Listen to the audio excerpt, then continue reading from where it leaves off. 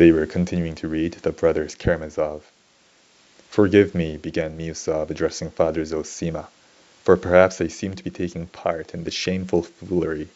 I made a mistake in believing that even a man like Fyodor Pavlovitch would understand what was due on a visit to so honored a personage.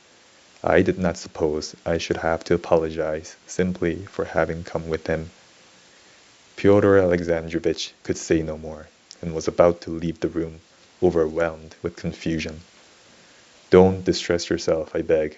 The elder got onto his feeble legs, and taking Fyodor Alexandrovitch by both hands, made him sit down again. "I beg you not to disturb yourself.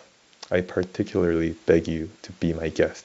And with the bow, he went back and sat down again on his little sofa. "Great elder, speak.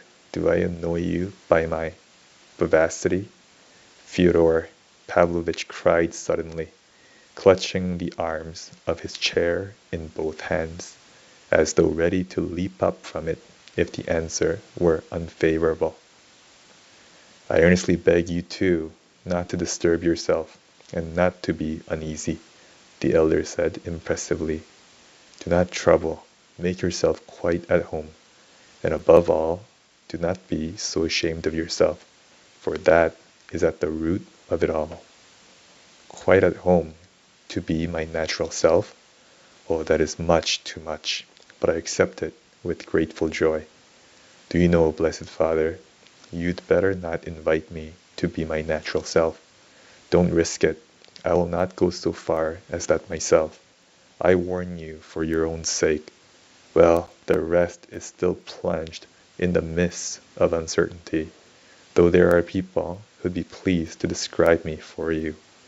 I mean that for you, Fyodor Alexandrovitch. But as for you, holy being, let me tell you, I am brimming over with ecstasy." He got up and throwing up his hands declaimed, "Blessed be the womb that bare thee, and the paps that gave thee suck, the paps especially. When you said, just now, 'Don't be so ashamed of yourself, for that is at the root of it all,' you pierced right through me by that remark, and read me to the core. Indeed, I always feel, when I meet people, that I am lower than all, and that they all take me for a buffoon. So I say, let me really play the buffoon. I am not afraid of your opinion, for you are every one of you worse than I am. That is why I am a buffoon. It is from shame, great elder, from shame. It's simply oversensitiveness that makes me rowdy. If I had only been sure that everyone would accept me as the kindest and wisest of men, oh Lord, what a good man I should have been then. Teacher," he fell suddenly on his knees, "what must I do to gain eternal life?" It was difficult even now to decide whether he was joking or really moved.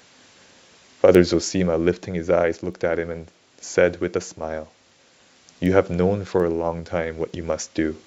You have sense enough. Don't give way to drunkenness and incontinence of speech. Don't give way to sensual lust, and above all, to the love of money. And close your taverns. If you can't close all, at least 2 or 3. And above all, don't lie." "You mean about Diderot?" "No, not about Diderot. Above all, don't lie to yourself.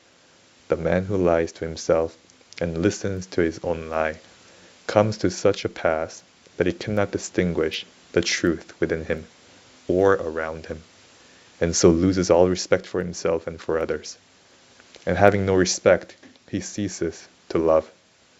And in order to occupy and distract himself without love, he gives way to passions and coarse pleasures, and sinks to